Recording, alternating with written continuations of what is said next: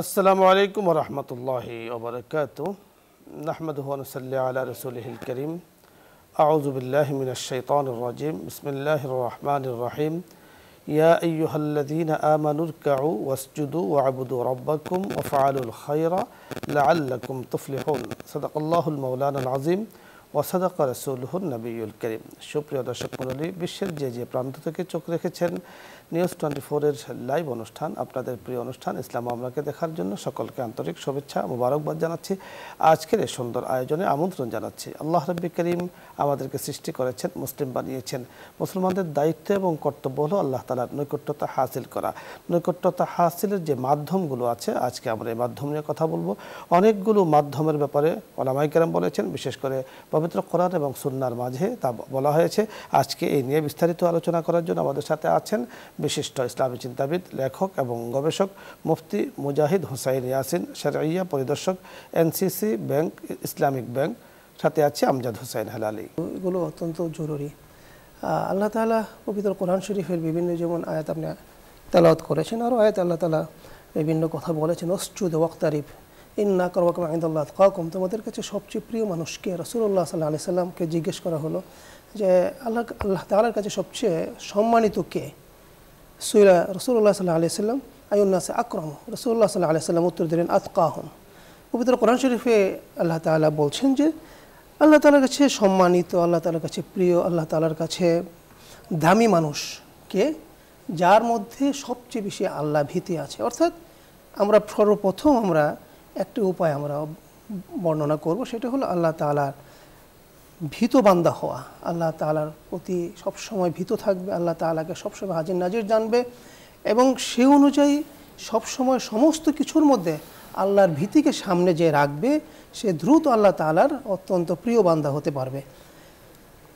সাথে সাথে আল্লাহ তাআলার যে সমস্ত বিধিবিধান আছে, ইবাদত আছে, এর মধ্যে একাগ্রতা অবলম্বন করা। একাগ্রতা যদি না থাকে তাহলে কোনো ইবাদত কবুল হয় না। খুশু খুজু যদি না থাকে। ওয়াসজুদ ওয়াকতারিব, তোমরা আল্লাহ তাআলার প্রতি সেজদা করো, নামাজের মধ্যে একাগ্র থাকো। তোমরা যে সমস্ত ইবাদত করবে, ওয়াবুদু রাব্বাকুম, তোমাদের রবের খুশির জন্য করো। ইন্না সলাতি ওয়া নুসুকি ওয়া মাহইয়া ওয়া মামাতি লিল্লাহি রাব্বিল আলামিন। আমার সব কিছু আল্লাহ তাআলার জন্য। এই মনের মধ্যে যখন আমার একান্ত একটা বিষয় থাকবে, একাগ্রতা থাকবে, এরকম কামনা থাকবে, আকাঙ্ক্ষা থাকবে, তখন আমরা আল্লাহ তাআলার অনেক নিকটবর্তী হতে পারবো। সবসময় কি করা? জিকির করা, জিকিরের মধ্যে থাকা। ইয়া আইয়ুহাল্লাযীনা আমানু যকুরুল্লাহা যিকরান কাসীরা ওয়াসাব্বিহুহু বুকরাতাও ওয়া আসীলা। তোমরা সবসময় আল্লাহ তাআলার জিকির করো, খুব বেশি করে করো। রাসূলুল্লাহ সাল্লাল্লাহু আলাইহি সাল্লাম একটি হাদিসে কুদসিতে বলছেন যে বান্দা আনা জন্নু আবদি বি, আমাকে বান্দা যেমন মনে করবে, যেমন ধারণা করবে আমার প্রতি, তেমন ধারণা অনুযায়ী আমি তার সাথে আচরণ করব। সে যদি আমার ব্যাপারে সে ধারণা করে যে আমি তার প্রতি রহমত করব, তাকে আমি রহমত করব। সে যদি ধারণা করে হতাশ হয়, তাহলে কিন্তু তার সাথে আমি হতাশার আচরণ করব। এই জন্য আল্লাহ তাআলা বলছেন, হাদিসে কুদসিতে বলছেন যে ইযা যাকারানি, যখন সে স্মরণ করে, আমার কথা যখন তার মনের মধ্যে আসে, শব্দ বলে, তাসবিহ বলে, তখন মাহু, আমি তখন তার সাথে থাকি। এমনকি যখন সে তার মনে মনে আমাকে স্মরণ করে, ইযা যাকারানি নাফসাহু, যখন সে আমাকে মনে মনে স্মরণ করে, আমি তখন তাকে কী করি? আমার মনে মনে তাকে স্মরণ করি। ওই ইযা যাকারানি মালাইন, যখন সে কোনো মজলিস আলোচনা করে, যেমন আমাদের একটা মজলিস হচ্ছে এখানে, যখন মজলিসে আলোচনা করে, তখন আমি কি করি? তখন আমি যাকারতুহু মালাউন খায়রুম মিনহুম, এর চেয়ে সে যে মজলিসে আলোচনা করছে এর চেয়ে আর উত্তম মজলিস, অর্থাৎ যেটা ফেরেশতাদের মজলিস, যারা আল্লাহ তাআলার মুকাররাবিন, আল্লাহ তাআলার অত্যন্ত প্রিয়, সেই মজলিসে আমি কিন্তু তাদের উপর আলোচনা করি। আপনি সুন্দর বলছিলেন। দর্শক মণ্ডলী, আল্লাহ তাআলার নৈকট্যতা হাসিলের মাধ্যম অনেকগুলো আছে।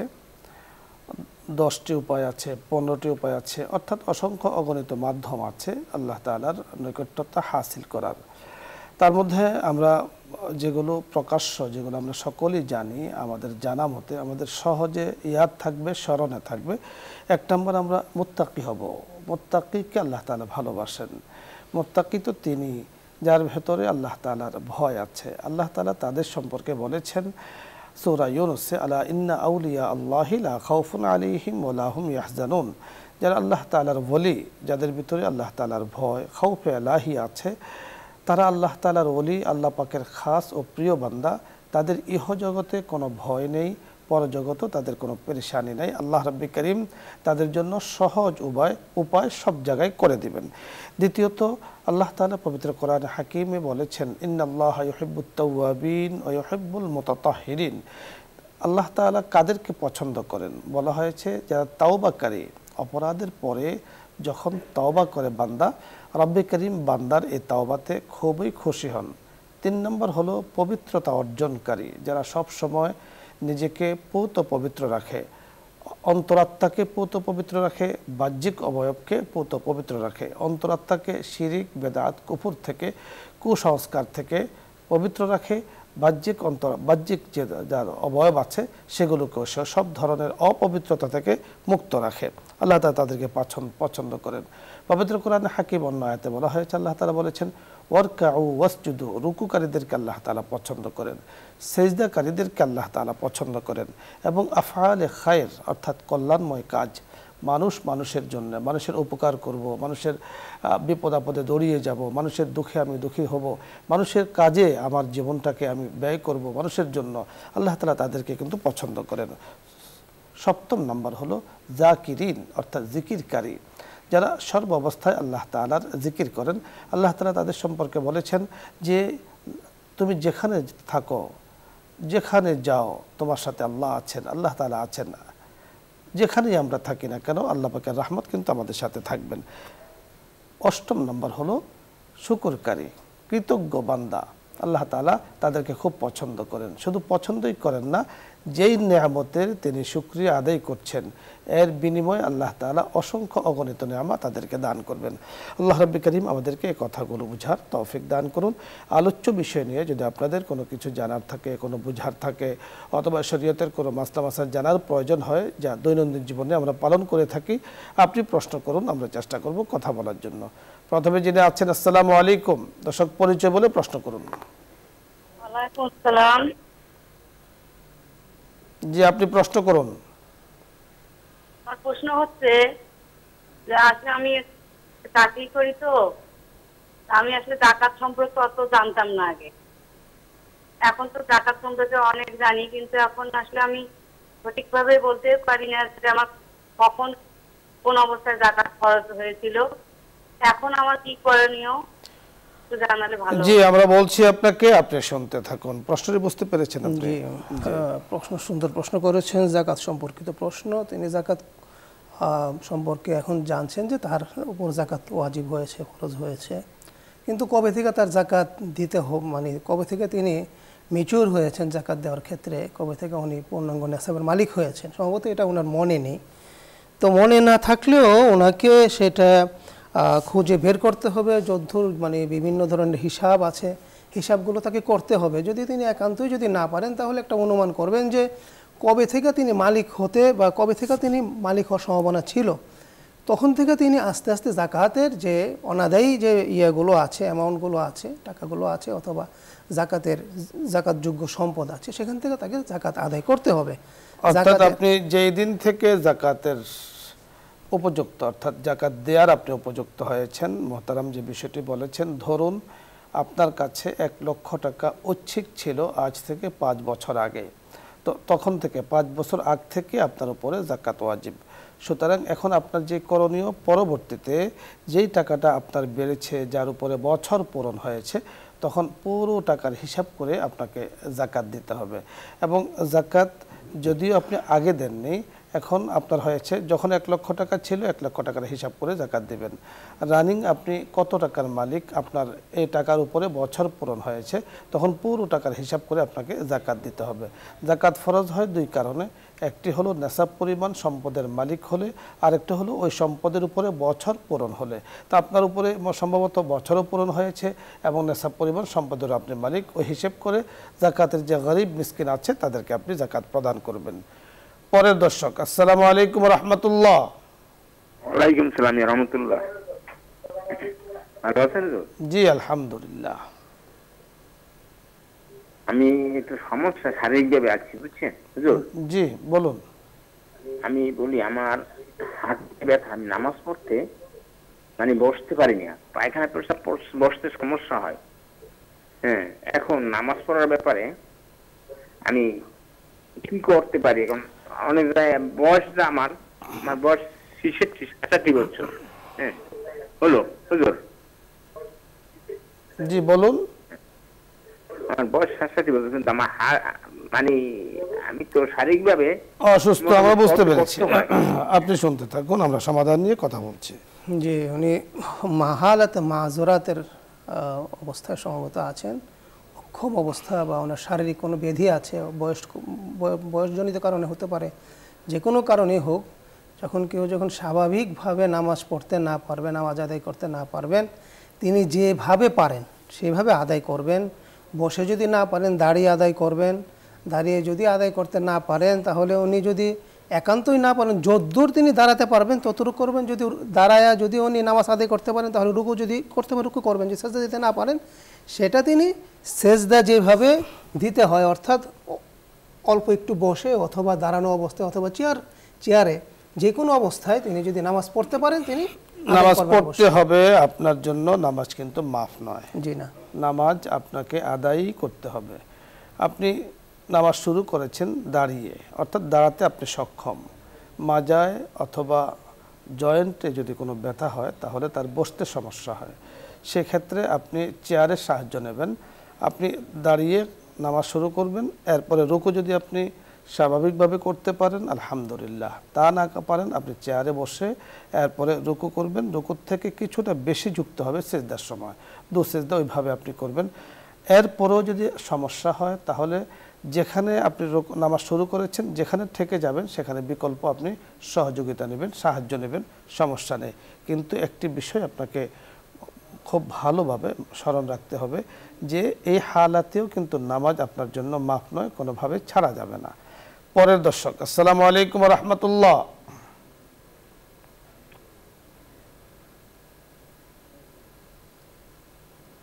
দর্শক শুনতে পেয়েছেন? প্রশ্ন করুন। হুজুর আসসালামু আলাইকুম। ওয়া আলাইকুম আসসালাম। হুজুর আমি একটা প্রশ্ন জানতে চাই। বলুন। আমার প্রশ্নটা হলো, আমি সালাতুল ইরশাদ সালাতুল তাসবিহ নামাজ পড়ি। হ্যাঁ, এখন অনেক সময় দেখা যায় আমি ইরশাদ নামাজটা ওই সময় আদায় করতে পারি না। তাহলে ইরশাদ নামাজটা তাসবিহ নামাজটা একই সময় থাকে, তাহলে আমি কি দুটো এক নিয়েই পড়তে পারো? জি, আমরা বুঝতে পেরেছি। আপনি শুনতে থাকুন, আমরা কথা বলছি। ধন্যবাদ ওনাকে। নফল নামাজের প্রতি ওনার একটা আগ্রহ আছে মাশাআল্লাহ। অনেক সময় হতে পারে এটা চাষতের কি বলে এশাকের নামাজ কখনো দেরি হয়ে যেতে পারে। তো সেই ক্ষেত্রে আসলে নফল যেহেতু এটার কোনো কাজা নাই বা কাজা এটা করতেও হবে না, আপনি যদি আদায় করেন চাষতের কিছুক্ষণ আগে অথবা চাষতের সময় যদি আদায় করেন, আল্লাহ তাআলা চাইলে সেটা কবুল করবেন। কিন্তু এটা জরুরি না, যেহেতু জরুরি না, এটা আপনি আদায় করতে পারবেন, কোনো অসুবিধা নেই। আল্লাহ তাআলা চাইলে আপনাকে চাষতের সময়ের এবং এশাকের সময় না হলেও আল্লাহ তাআলা চাইলে সেটা কবুল করে নেবেন ইনশাআল্লাহ। অর্থাৎ এক নিয়তে দুই নামাজ তো হবে না। আপনি এশাকের নিয়তে এশাক পড়বেন, চাষতের নিয়তে চাষ পড়বেন একই সময়। আপনি যদি এশাকের সময় পড়তে না পারেন সেটাকে আপনি 9টার সময় আদায় করবেন, কথার কথা। তাহলে আপনি আগে এশাক পড়ে নেবেন, পরে চাষতের নামাজ পড়বেন, কোনো সমস্যা নেই। কিন্তু নিয়ত করেছেন একটির, আদায় করছেন দুটো, তা কিন্তু হবে না। আপনাকে এক নিয়তে এক নামাজে আদায় করতে হবে। পরের দর্শক, আসসালামু আলাইকুম ওয়া রাহমাতুল্লাহ।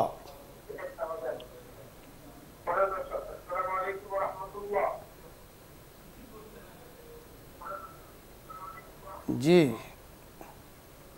শুনতে পেয়েছেন দর্শক? প্রশ্ন করুন। হ্যালো, আসসালামু আলাইকুম।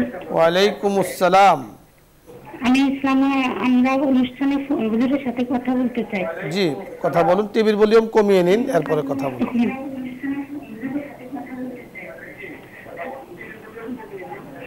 হুজুর বলুন। শুনতে পাচ্ছেন? শুনতে পাচ্ছি, আপনি বলুন। আর একটু হুজুর, আমি হচ্ছে এই যে আমার হচ্ছে যে দুরূদ শরীফ কি শুয়ে পড়া যাবে কিনা, আমার 3টা প্রশ্ন হুজুর। দুরূদ শরীফ শুয়ে পড়লে সমস্যা আছে কিনা? আর একটা প্রশ্ন হচ্ছে 2 রাকাত বিশিষ্ট নামাজে যখন আমরা যে আলহামদুলিল্লাহ সূরা পড়ি, পড়ার পরে আবার আরেকটা সূরা মিলাইতে মনে নাই হুজুর, তখন কি সাজদা দিতে হবে কিনা? জি, আর আরেকটা প্রশ্ন হুজুর, একটা প্রশ্ন হচ্ছে আমার ছেলে আছে মাদ্রাসায় পড়ে হুজুর, হেফজখানায়। এখন মাদ্রাসার হুজুররা, আমার একটা ছেলে হুজুর, আমরা তো আশা নিয়ে মাদ্রাসায় পড়াচ্ছি, মানে তাদের মাদ্রাসায় টয়লেট গুলা বাচ্চাদের পরিষ্কার করা, নিচের সবকিছু পরিষ্কার করায় হুজুর। এখন আপনারা একটু বলে দিবেন যেন এগুলো না করায় কোনো মাদ্রাসায় বাচ্চাদের দিয়ে, আমাদের কষ্ট হয় হুজুর। ধন্যবাদ আপনাকে, আমরা বুঝতে পেরেছি আপনার কথাগুলো, আমরা শুনতে পেয়েছি, আপনি চমৎকার বলেছেন। প্রথমত যে প্রশ্নটি আপনি করেছেন যে দুরূদ শরীফ শুয়ে পড়া যাবে কিনা, বুঝতে পেরেছেন? জি জি জি, এটা অত্যন্ত সুন্দর প্রশ্ন। আল্লাযীনা ইয়াযকুরুনা আল্লাহা কিয়ামান ওয়া কুউদান ওয়া আলা জুনুবিহিম ওয়া ইয়াতাফাক্কারুনা ফি খালকিস সামাওয়াতি ওয়াল আরদ। আল্লাহ তাআলা বলছেন যে তোমরা আমাকে স্মরণ করো, যেভাবে হোক, বয়ে দাঁড়িয়ে হোক, শুয়ে হোক, বসে হোক, যে কোনো অবস্থায় আল্লাহ তাআলাকে স্মরণ করা যাবে, দরুদ শরীফ পড়া যাবে, কোনো সমস্যা নেই। খুব সংক্ষেপে আমরা জানবো যে সূরাতুল ফাতিহা পড়েছেন, এরপরে অন্য সূরা যদি উনি মিলাতে না পারেন, ভুলে উনি নামাজে রুকুতে চলে যান, এত করে সাউসিদা দিতে হবে, যেহেতু ওয়াজিব ছুটে গেছে। আরেকটি প্রশ্ন আপনি করেছেন, মাদ্রাসার আপনার ছেলে পড়ে, আপনি চিন্তা করুন যে আপনার ছেলেটা, ইচ্ছা করুন এবং আল্লাহ তাআলার কাছে দোয়া করুন, আল্লাহ তাআলা যেন আপনার ছেলেটাকে সুন্দর কোরআনে হাফেজ বানায়। এবং আপনি ওই প্রতিষ্ঠানে দেন যে প্রতিষ্ঠানে ছেলেদের জন্য আলাদা লোক রাখা আছে, ছেলেদের জন্য আলাদা ব্যবস্থাপনা আছে, সেখানে আপনার ছেলেকে পড়াতে পারেন, কোনো সমস্যা নেই। ধন্যবাদ মোহতারাম আপনাকে। দর্শক মণ্ডলী, আপনাদের সকলকে ধন্যবাদ জানাচ্ছি আজকের এই সুন্দর আয়োজনে আপনারা শরীক হয়েছেন। আশা করছি আগামীতে শরীক থাকবেন, এই আশাবাদ ব্যক্ত করে আজকের মতো বিদায় নিচ্ছি। আসসালামু আলাইকুম ওয়া রাহমাতুল্লাহি ওয়া বারাকাতুহু। দোয়া হবে, দরুদ ইস্তিগফার পাঠ করি। اللهم صل على سيدنا ونبينا وشفيعنا وحبيبنا ومولانا محمد صلى الله عليه وعلى آله وأصحابه وبارك وسلم. أستغفر الله ربي من كل ذنب وأتوب إليه. لا حول ولا قوة إلا بالله العلي العظيم. الحمد لله رب العالمين. ربنا ظلمنا أنفسنا وإن لم تغفر لنا وترحمنا لنكونن من الخاسرين. رب ارحمهما كما ربياني صغيرا. رب ارحمهما كما ربياني صغيرا. اللهم تقبل صلاتنا ودعاءنا وركوعنا وسجودنا بحرمة سيد المرسلين. يا الله يا رحمن يا رحيم يا كريم গো মালিক, মাওলাই করিম, আমরা গুনাহগার বান্দারা, ইয়া আল্লাহ, আমরা আপনার শাহী দরবারে হাত তুলেছি। মাওলাই করিম, বসুন্ধরার মধ্যে বাহিরে, দেশের বাহিরে, দেশের ভেতরে যারা আমাদের সাথে হাত তুলেছেন, গো আল্লাহ, মেহেরবানি করে সকলকে আপনি মাফ করে দেন। আপনি তো করিম, আপনি তো রহিম, আপনি জাল জালালি ওয়াল ইকরাম, আপনি রাহিম আল মাসাকিন, আপনি রাহিম আল মাসাকিন। আপনি রহমত করেছেন আম্বিয়ায়ে কেরামদের উপরে, আপনি রহমত করেছেন শুহাদায়ে কেরামদের উপরে, আপনি রহমত করেছেন সালেহিনদের উপরে, আপনি রহমত করেছেন আউলিয়ায়ে কেরামদের উপরে।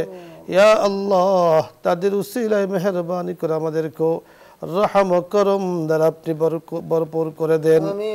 ওগো করিম, ওগো রহিম, ইয়া আল্লাহ, ইসলাম আমরা অনুষ্ঠানকে আপনি কবুল করে নেন, আয়োজকদেরকে আপনি কবুল করে নেন, আলোচকদেরকে আপনি কবুল করে নেন, ব্যবস্থাপকদেরকে আপনি কবুল করে নেন, যারা অনুষ্ঠানের সাথে যুক্ত আছেন তাদেরকে আপনি কবুল করে নেন। বসুন্ধরা পরিবার, আমাদের পরিবার, তামাম জাহানের উম্মতে মুসলিমার উপরে রহম করম দান করেন। ইয়া আল্লাহ, আফআলে খায়র, কারে খায়রগুলোকে আপনি কবুল মঞ্জুর করে নেন। ইয়া আল্লাহ, দৈনন্দিন জীবনে আরো বেশি করে ভালো ভালো কাজ করার তৌফিক দান করেন। মাওলাই করিম, তামাম জাহানের উপরে, ইয়া আল্লাহ, তামাম জাহানের মালিক আপনি। মাওলাই করিম, তামাম মখলুকাতের মালিক আপনি। ওগো করিম, আপনাকে মানার কারণে, তাওহীদের উপরে চলার কারণে বিশ্বের অনেক জায়গাতে মুসলমান নির্যাতিত হচ্ছে, নিপীড়িত হচ্ছে, রক্তাক্ত হচ্ছে। ইয়া আল্লাহ, মাওলাই করিম, স্বামী স্ত্রী হারা হচ্ছেন, স্ত্রী স্বামী হারা হচ্ছেন, সন্তান পিতামাতা হারা হচ্ছে, মাওলাই করিম সপরিবারে ধ্বংস করে দেয়া হচ্ছে। ওগো করিম, আপনি রাহিম। ইয়া আল্লাহ, গুনাহগারদের গুনাহগুলোকে মাফ করে দিয়ে মেহেরবানি করে তাদের উপর রহম করম দান করেন। ইয়া আল্লাহ, গায়বী নুসরত ইমদাদ দান করেন।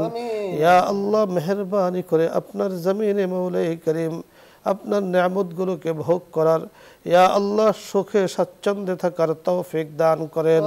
বাইতুল্লাহ শরীফের হজের যারা নিয়ত করেছেন বারাকা দ্বারা ভরপুর করে দেন। আমিন। বিহুরমাতি সাইয়্যিদুল মুরসালিন, আলহামদুলিল্লাহি রাব্বিল আলামিন।